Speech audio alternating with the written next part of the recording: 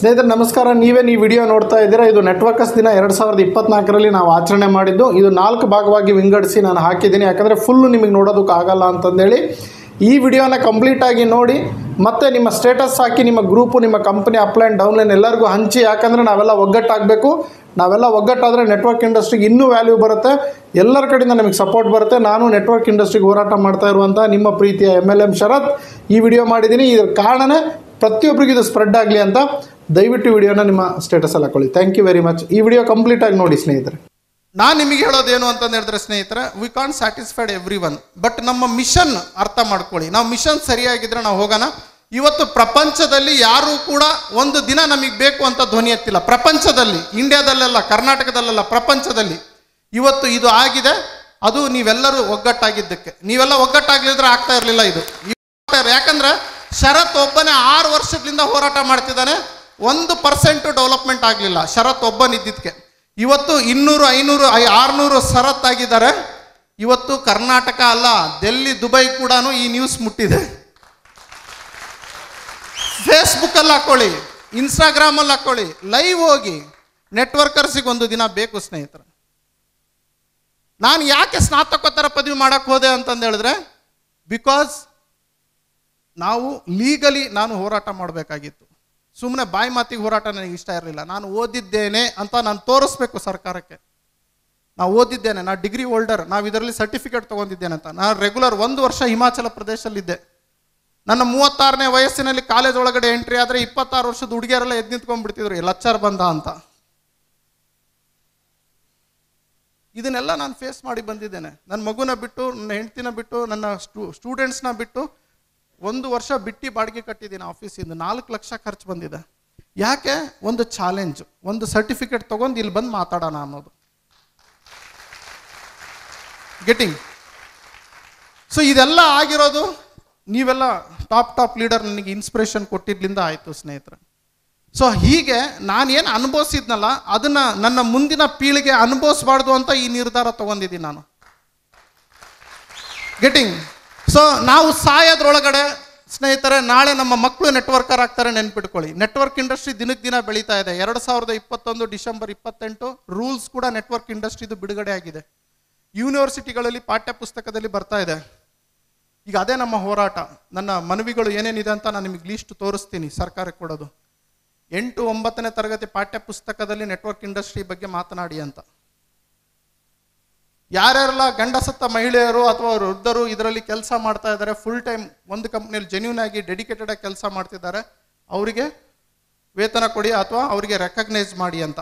ಹೇಗೆ film festival ಮಾಡ್ತಾ ಇದ್ದೀರಿ, ಫಿಲಿಂ ಫೆಸ್ಟಿವಲ್, ಆ ಫೆಸ್ಟಿವಲ್, ಈ ಫೆಸ್ಟಿವಲ್ ಅಂತ ಗೌರ್ಮೆಂಟ್ನಿಂದ ಮಾಡ್ತಾ ಇದ್ದೀರಿ, ನೆಟ್ವರ್ಕ್ ಫೆಸ್ಟಿವಲ್ಲು ಮಾಡಿ, ನೆಟ್ವರ್ಕ್ ಅವಾರ್ಡ್ಸು ಕೊಡಿ. ಯಾಕೆ? ದೊಡ್ಡ ದೊಡ್ಡ ಲೀಡರ್ಸ್ಗಳು ದುಡ್ದಿಲ್ವಾ? ನಮಗೆ ಬೇಡವಾ ರೆಕಗ್ನೇಷನ್ನು? Getting my point. ನೆಟ್ವರ್ಕರ್ಸಿಗೆ ಒಂದು ದಿನ ಅಂತ ಇಲ್ಲ, ನಮಗೊಂದು ದಿನಾನ ಘೋಷಣೆ ಮಾಡಿ. ನೆಟ್ವರ್ಕರ್ಸಿಗೆ ಒಂದು ಲೋಗೋ ಇಲ್ಲ, ಒಂದು ಲೋಗೋನ ಘೋಷಣೆ ಮಾಡಿ. ಇವೆಲ್ಲ ನಮ್ದಿದೆ. ಸೊ ಹರ್ಷ ಮುತಾಲಿಕ್ ಅವರು ಬಂದಿದ್ದಾರೆ, ಅವರಿಗೆಲ್ಲ ದಯವಿಟ್ಟು ಎದ್ದು ನಿಂತ್ಕೊಳ್ಳಿ, ಲೈನಿಗೆ ನಿಂತ್ಕೊಳ್ಳಿ. ಓಕೆ, ಹಾಗೆ ಆಡಂಬರದ ಸ್ವಾಗತ. ಸೊ ದಯವಿಟ್ಟು ಕ್ಯಾಸೆಟ್ ಪ್ಲೇ ಮಾಡಿ.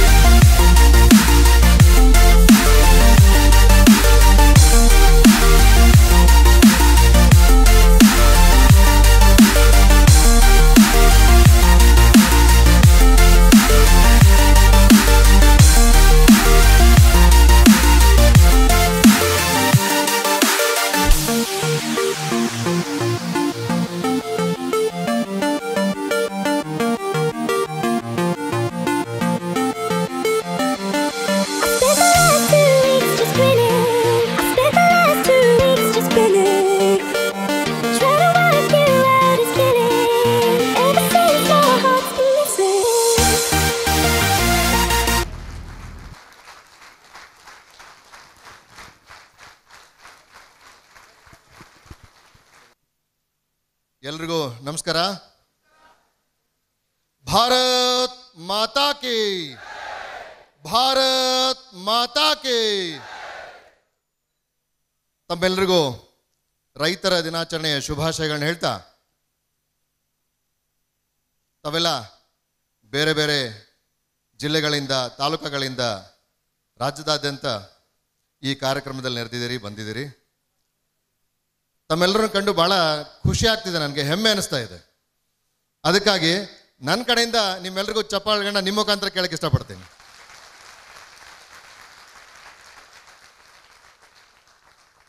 ಧನ್ಯವಾದ, ಧನ್ಯವಾದ. ಬಂಧುಗಳೇ, ನಿಜವಾಗ್ಲೂ ತಮ್ಮಲ್ಲಿರ್ತಕ್ಕಂಥ ಆಸಕ್ತಿ, ಹುಮ್ಮಸ್ಸು, ಆ ಚೈತನ್ಯ ಮತ್ತು ಆ ಸಂಕಲ್ಪನ ನೋಡ್ತಾ ಇದ್ರೆ ಪ್ರತಿಯೊಬ್ಬರು ತಾವಿಲ್ಲಿ ಸಾಧಕರೇ ಬಂದಿದ್ದಾರೆ ಅಂತ ಅನಿಸಿದೆ ನನಗೆ. ಪ್ರತಿಯೊಬ್ಬರು ಕೂಡ ಸಾಧಕರು ಈ ಕಾರ್ಯಕ್ರಮದಲ್ಲಿ. ಶರತ್ತಿನ ಪರಿಚಯ ನನಗೆ ಬಹಳ ವರ್ಷದ್ದು ಹಳಿ ಪರಿಚಯ. ಶರತ್ರವರ ಪರಿಚಯ ತಮ್ಮೆಲ್ಲರೂ ಆಗಿರುತ್ತೆ, ನಾನು ವಿಶೇಷವಾಗಿ ಹೇಳೋದು ಬೇಕಾಗೇ ಇಲ್ಲ. ಬಿಕಾಸ್ ಅದೊಂದು ವಿಶೇಷ ಚೇತನ ಮತ್ತು ಭಾಳ ಹೆಮ್ಮೆಯಿಂದ ನಾನು ಹೇಳ್ಕೊಳ್ಬಲ್ಲೆ. ಒಬ್ಬ ಸಾಧಕ ಅಂದರೆ ತಳಮಟ್ಟದ ವಿಚಾರಗಳಿಂದ, ಅಂದರೆ ಯಾವುದೇ ರೀತಿಯ ಬ್ಯಾಕ್ ಬೋನ್ ಅಂತ ಹೇಳೋದು, ಅಥವಾ ನಮ್ಮ ತಂದೆ ಅದೇ ಹಾದಿಲಿದ್ರು ನಾನು ಅದೇ ಹಾದಿಯಲ್ಲಿ ಬಂದೆ ಅಂತ ಹೇಳೋದು, ಅಥವಾ ನನ್ನ ಹಿಂದೆ ಭಾಳ ದೊಡ್ಡ ಶಕ್ತಿ ಇದೆ ಅಂತ ಹೇಳೋದು, ಅಂದರೆ ಆ ರೀತಿ ಯಾವುದೇ ರೀತಿಯ ಬೇರೆ ಯಾವ ಹಿನ್ನೆಲೆ ಇಲ್ಲದೇನೆ ನಾನೇನಾದರೂ ಒಂದು ಸಾಧಿಸಬೇಕು, ಸಮಾಜಕ್ಕೊಂದು ಕೊಡುಗೆ ಕೊಡಬೇಕು, ಜನರ ಮಧ್ಯೆ ನಾನು ಬೆಳಿಬೇಕು, ಆ ಜನತೆಯ ಜೊತೆಗೆ ಎಲ್ಲರನ್ನೂ ಕೂಡ ಒಂದು ಒಳ್ಳೆ ಸನ್ಮಾರ್ಗದಲ್ಲಿ ತಗೊಂಡು ಹೋಗಬೇಕು ಅಂತನೋ ನಿಲುವಿಟ್ಕೊಂಡು, ವಿಚಾರ ಇಟ್ಕೊಂಡೇನೋ ಶರತ್ ನನ್ನ ಹತ್ರ ಬಂದಿದ್ರು. ಬಂದಾಗ ಹೇಳ್ಕೊಂಡ್ರು, ಅವರು ತಮ್ಮ ವಿಚಾರಗಳನ್ನ ಹೇಳ್ಕೊಂಡ್ರು. ತಮಗೆಲ್ಲ ಗೊತ್ತಿದೆ, ಈಗಾಗಲೇ ತಾವೆಲ್ಲ ಸಾಕಷ್ಟು ಆ ಹಾದಿಯಲ್ಲಿದ್ದೀರಿ ಮತ್ತು ಸಮಾಜದ ಮಧ್ಯೆ ತಾವು ಹೋಗ್ತಾ ಇದ್ದೀರಿ, ಜನರಿಗಾಗಿ ಕೆಲಸ ಮಾಡ್ತಾ ಇದ್ದೀರಿ. ಅವರು ಬಂದಾಗ ಅವ್ರಿಗೆ ಒಂದೇ ಮಾತು ಹೇಳಿದ್ದೆ ನಾನು, ಸಮಾಜಕ್ಕಾಗಿ ನೀವು ದುಡಿತೀನಿ ಅಂತ ಹೇಳಿದ್ರೆ, ಸಾರ್ವಜನಿಕರಿಗಾಗಿ ನೀವು ನಿಮ್ಮ ಕೆಲಸ ಮಾಡ್ತೀನಿ ಅಂತ ಹೇಳಿದ್ರೆ, ಅದು ಸಣ್ಣ ಮಾರ್ಗದಲ್ಲಿದ್ದರೆ ನಿಮಗೆ ಬರ್ತಕ್ಕಂಥ ಎಂಥ ತೊಡಕುಗಳಿರಲಿ, ಅದು ಕಾನೂನಾತ್ಮಕವಾಗಿರ್ಬೋದು ಮತ್ತು ಇನ್ನೊಂದು ರೀತಿಯಲ್ಲಿ ಇರ್ಬೋದು, ಅದಕ್ಕೆ ಬೆನ್ನೆಲುಬಾಗಿ ನಿಮ್ಗೆ ಶಕ್ತಿಯಾಗಿ ನಾನು ಇರ್ತೀನಿ ಅಂತ ಅವ್ರಿಗೆ ಅವತ್ತಿನ ದಿವಸ ಭರವಸೆ ಕೊಟ್ಟಿದ್ದೆ.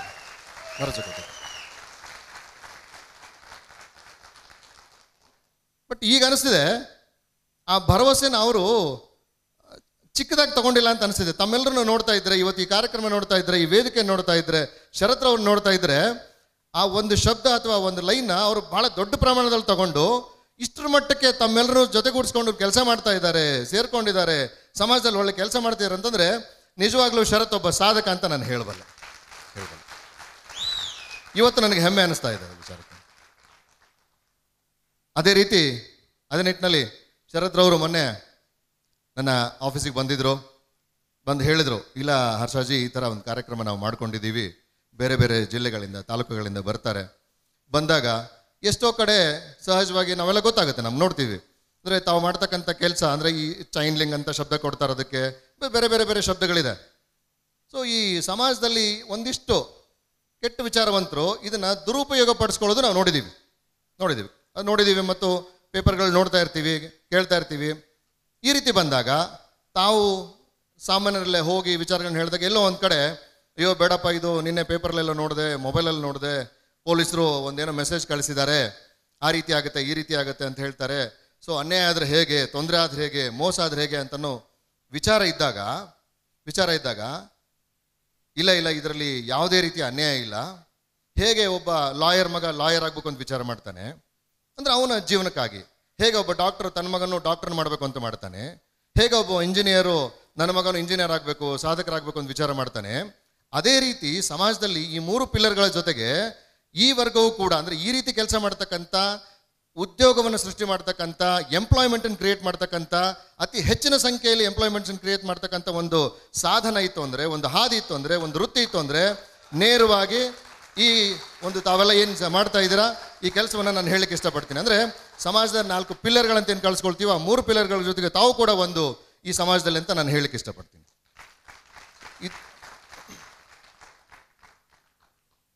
ಹೀಗಿದ್ದಾಗ ತಮಗೂ ಕೂಡ ನಾನು ಹೇಗೆ ಅವತ್ತು ಶರತ್ತನ್ನು ನೋಡಿ, ಶರತ್ ಮೊದಲೇ ಸಾರಿ ಬಂದಾಗ, ಇಲ್ಲ ನನಗೆ ನಿಮ್ಮ ಶಕ್ತಿ ಬೇಕು, ನಿಮ್ಮ ಮಾರ್ಗದರ್ಶನ ಬೇಕು, ನಿಮ್ಮ ಅವಶ್ಯಕತೆ ನಮಗಿದೆ ಅಂತ ಹೇಳಿದಾಗ ನಾನು ಸಂಪೂರ್ಣವಾಗಿ ನನ್ನನ್ನು ನಾನು ಅವ್ರಿಗೇನು ಹೇಳಿದೆ, ನಿಮ್ಮ ಜೊತೆಗೆ ನಾನು ಇದ್ದೀನಿ ಅಂತ ಹೇಳಿ.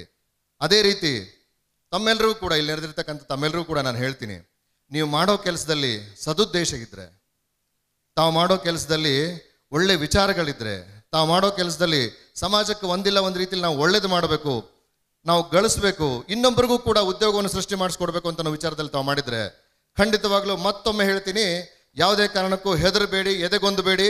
ಯಾವುದೇ ರೀತಿಯ ಸಮಸ್ಯೆಗಳಿದ್ರೂ ಕೂಡ ನಾನು ನಿಮ್ಮ ಜೊತೆಗಿದ್ದೀನಿ. ಅದು ಎಂಥ ತೊಡಕೆ ಬರಲಿ, ನಿಮ್ಮ ಜೊತೆಗೆ ನಾನು ಬೆನ್ನೆಲುಬಾಗಿ ನಿಂತಿರ್ತೀನಿ, ಮುಂಚೂಣಿಯಲ್ಲಿ ನಿಂತಿರ್ತೀನಿ ಅಂತ ಈ ವೇದಿಕೆ ಮುಖಾಂತರ ತಮಗೆ ಭರವಸೆಯನ್ನು ಕೊಡ್ತೀನಿ. ಈ ಕಾರ್ಯಕ್ರಮದ ಕೇಂದ್ರ ಬಿಂದು ಶರತ್ ಅವರು ಅಂತ ನನಗನ್ಸಿದೆ.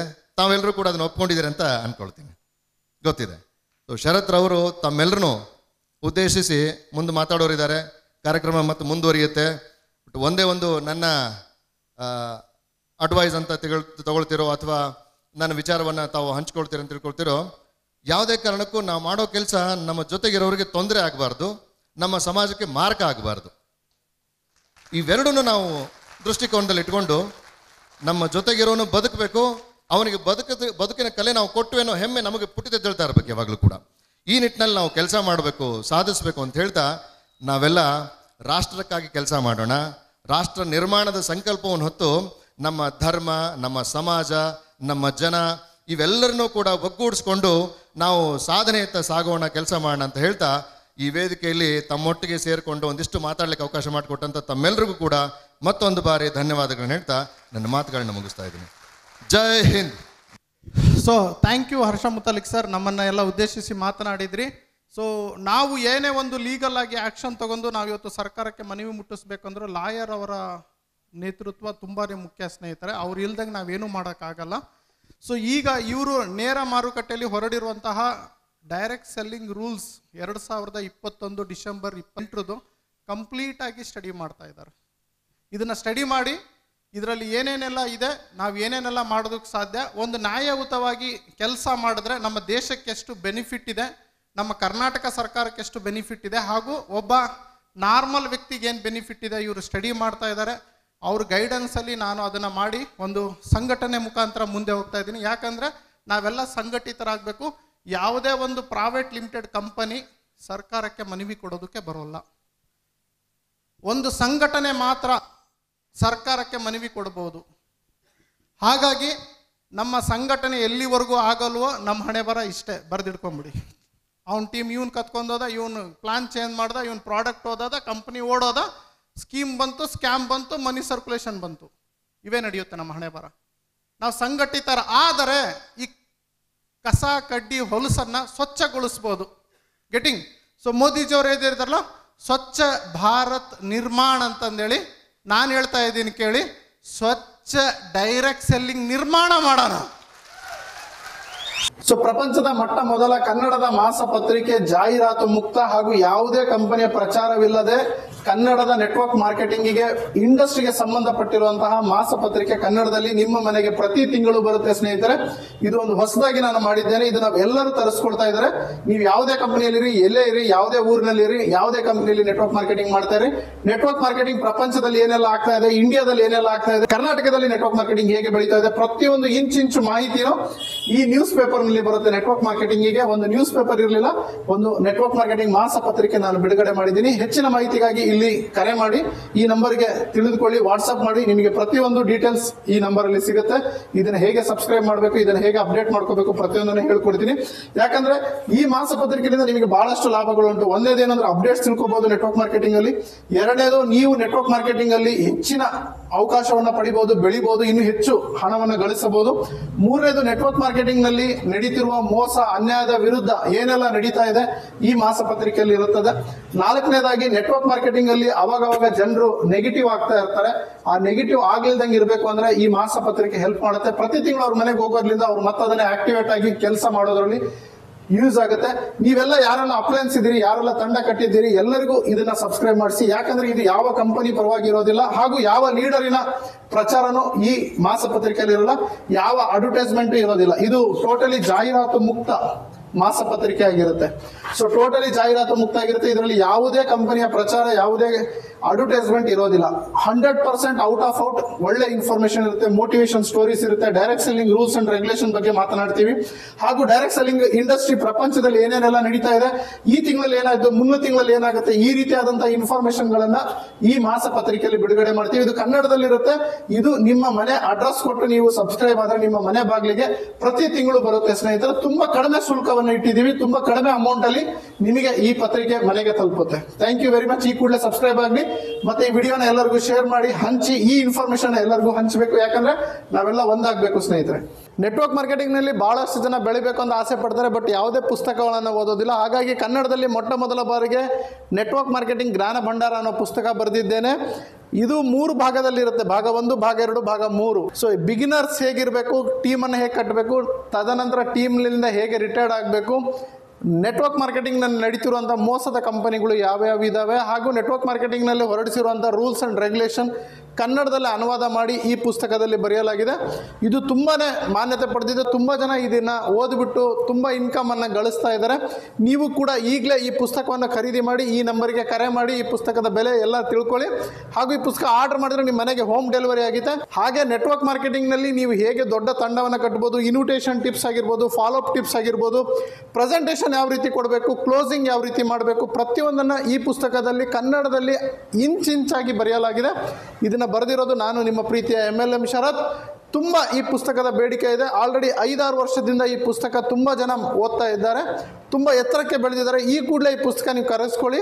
ಹೆಚ್ಚಿನ ಮಾಹಿತಿಗೆ ನಂಬರಿಗೆ ಕರೆ ಮಾಡಿ, ವಾಟ್ಸಪ್ ಮಾಡಿ, ನಿಮ್ಮ ಮನೆಗೆ ಈ ಪುಸ್ತಕವನ್ನು ತರಿಸ್ಕೊಡಿ. ಒಂದು ಸಲ ಈ ಪುಸ್ತಕನ ಓದಿ ಈ ಪುಸ್ತಕದ ಬೆಲೆ ಏನು ಅಂತ ಗೊತ್ತಾಗುತ್ತೆ. ಯಾಕಂದರೆ ಅಂಬೇಡ್ಕರ್ ಅವರು ಹೇಳಿದ್ದಾರೆ, ಯಾರು ಪುಸ್ತಕವನ್ನು ಓದ್ತಾರೆ ಅವರೇ ಪ್ರಪಂಚವನ್ನು ಆಳ್ತಾರೆ ಅಂತಂದೇಳಿ.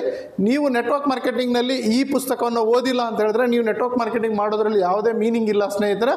ಯಾಕಂದರೆ ನೆಟ್ವರ್ಕ್ ಮಾರ್ಕೆಟಿಂಗ್ನ ಪ್ರತಿಯೊಂದು ರೂಲ್ಸ್ ಅಂಡ್ ರೆಗ್ಯುಲೇಷನ್ ಕನ್ನಡದಲ್ಲಿ ಇದೆ. ಈ ಪುಸ್ತಕ ಕೇವಲ ಕನ್ನಡದಲ್ಲಿ ಅವೈಲೇಬಲ್ ಇದೆ. ಕನ್ನಡದಲ್ಲಿ ಕನ್ನಡಿಗರಿಗೋಸ್ಕರ ಬರೆದಿರುವಂಥ ಪುಸ್ತಕ ಇದು. ಈ ಕೂಡಲೇ ತಗೊಂಡು ಓದಿ. Thank you very much.